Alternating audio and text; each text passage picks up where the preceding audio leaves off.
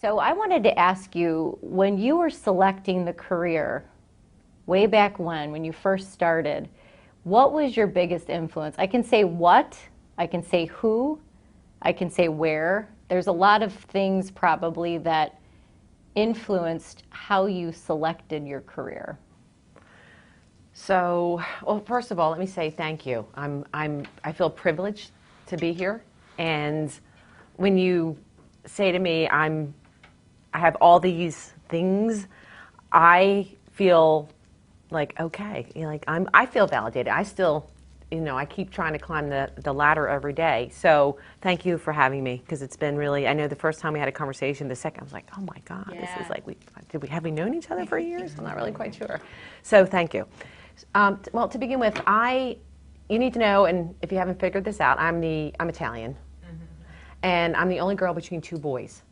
My father was a biochemist, a PhD in biochemistry. He worked at CHOP for 33 years. We were taught with my mother, I will be independent. It doesn't matter where you go, who you get married to, what's going to happen. And I was going to be an attorney. So I was on the track to be an attorney, and going through high school, top of the class, college, pre-law, I wind up taking the LSATs a couple times. Did okay. And I was a brat. I'm still a little bit of a brat, not too much. I will sweep the floors. That's not about that. It's more around, I just keep going. I feel like you just keep going and anything can happen. So the only law school I wanted to go to was Temple. And I did not get into Temple. And I think that was the first time I remember having my mom and dad on the phone, and I am like losing my stuff. How's that for a word? Yeah, good job. I'm losing my stuff.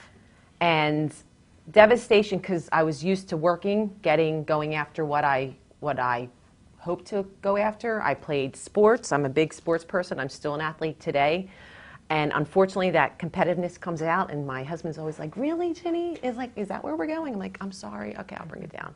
So I didn't get into the law school, and there were others, but I was like, nope, not going. I'm just not going now. And I literally did a full career pivot after I must have been thinking about law school since I was like 6 or 7 years old. And so instead of doing that, I went and had my first job being a marketing specialist. Now, what's ironic about all this is, now I'm on my second marriage, and why this is important around being a marketing specialist, I started at the American Red Cross, and at the time, HIV and AIDS, all the CPR training, all that, I learned all of that, and I met my first husband. We started dating. After 7 months, I was engaged. And what's interesting is I came home that night. Now, I was not supposed to get married until I was 30 or 32 years old. I was at the time, I was 22. And I came home to my mom that night, the next morning, and said, well, I'm marrying him. She's like, how do you know that? And I'm like, I just do. And then 7 months later, we were engaged. And it wasn't me pushing. It was just like I was in love. And I had two amazing kids, so I have no regrets there. Got my MBA while I was working through the different jobs.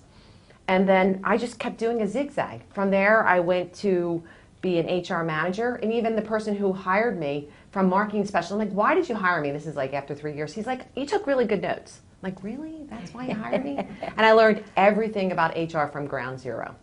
So, and I just kept taking jobs and applying, and eventually you get to a point where people just come after you. And so I started in the banking industry. That was where my career just took off. And I work for, I don't know if you remember Advana, then it was Fleet Boston. We took over Bank Boston, Summit, Bank of America. So I went through 5 or so mergers and acquisitions. And then by Bank of America, I was like, oh, come on, like, I'm done with this. And I remember my team saying to me, where are you going? I'm like, I'm done. I'm out of here. Like, I'll make sure everyone's set up, but I couldn't do it. My kids were they were in their below 10 years of age or something. And I remember taking the summer off and then being recruited from Commerce Bank. And everybody remembers Commerce Bank if you're from this area. Well, they were recruiting me for the head of learning development, Commerce University, which was a big thing. I was like, I don't want to go back. I don't want to do that. Well, of course, you get wooed and they're paying you a lot of money.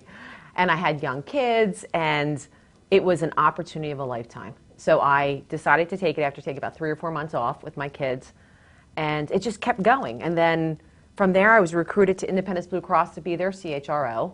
And then, I don't know if you remember this, Highmark and IBC were supposed to come together, and it fell through after 18 months of trying to build the third company. And after working with the leadership team and getting the team back in order, or back on track, I was like, okay, I don't want to do this anymore. I'm like, can I go in the line? And they worked with me, and I was able then to go run a business. It was literally, there was nothing. I had 106, get this, this is one of my favorite stories. Running HR, I had 160 people under me. Technical training, every aspect of HR, compensation, talent acquisition, all the things that you would know in HR. And then when I went to this other job, we had no budget. There was no budget, no strategy, nothing. And everyone's like, so you're going to go from this team to basically no team. I'm like, sure, why not? I'm like, I'm going into the business, and I needed to get that side of the equation. So I turned to my assistant and said to her, hey, Shan, you want to come with me? Because I can bring you. And she's like, sure, why not? Everything you go after, it seems to like you figure it out. So within 6 years, we grew the business to over $300 million. And it was the hardest job of my life at that time, until I started my own business with a co-founder. In this case, it's the two and a half years ago, My Next Story. And this has been the hardest job of my life, starting a technology company.